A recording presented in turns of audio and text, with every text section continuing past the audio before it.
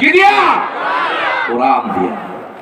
2 number, কোন কুলক্ষণ সুলক্ষণে বিশ্বাস। হিন্দু ভাইরা, এই কুলক্ষণ গুলো আপনাদের ঠাকুররা মন মতো ঢুকাইছে, আপনাদের কিতাবে এসবগুলোর কোন জায়গা। 3 নাম্বার, যা কিছু হয় ভরসা করব কার উপর? 5টা আমল রাসূল বলছেন, 5টা কাজ যে করবে কবরে তার কোনো হিসাব হবে। আগের 3টা আমল বিনা হিসাবে জান্নাতি, আর 5 জনকে কবরে কোনো প্রশ্নপত্র করা হবে। প্রথম জন যিনি জুমার দিন মারা যায়, আল্লাহকে বলি আল্লাহ আমাদের সবাইকে জুমার দিন মওত দেন। 2 নাম্বার, শিশু, তার কোনো কবরের প্রশ্ন উত্তর। 3 নাম্বার, যারা শহীদ হয় আল্লাহর দ্বীনের জন্য শহীদ হতে রাজি আছেন? কারা কারা একটু দেখায়া দেই হাত।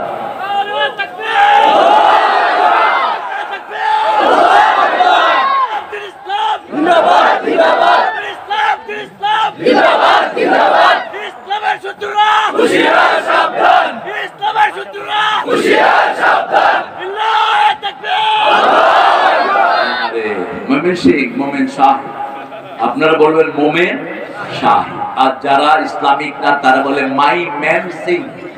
মাই ম্যান সিং, ওনার মানুষ গান গায়। আমার নবী বলেছেন যারা অশ্লীল গান গায় এদের জানাজা দিও না, যারা বাজনা শুনে এদের জানাজা দিও না, যারা বাজনা শুনে ঘুমায় এদের চেহারা কুত্তা বিলার চেহারা হয়ে যাবে।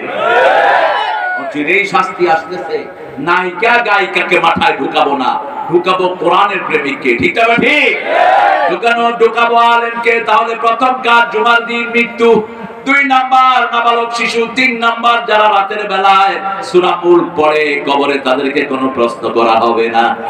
আর রাসূল বলছেন যার কবর নাজাত তার চিরস্থায়ী জীবন নাজাত। যেমন পরীক্ষা প্রথম দিন যদি সহজ হয় পরেরগুলো কি হয়ে যায়? সহজ হয়ে যায়। প্রথম দিন যখন পরীক্ষা দিয়ে ছেলে মুতমাইন হয় যে আমার খুব কমন পড়েছে, এই ছেলের শক্তি বাড়ে না কমে? কবরে যাদেরকে প্রশ্ন করে দেয়া হবে তাদের জীবন শেষ, আর যাদের প্রশ্ন হবে না তাদের দুনিয়াও সফল আখিরাতও সফল। 3 নাম্বার, 4 নাম্বার লোক হলো ইউফা সাবিরুনা বিগাইরি হিসাব। যারা ধৈর্যশীল তাদেরকে কবরের কোনো হিসাব নেবেন না কে।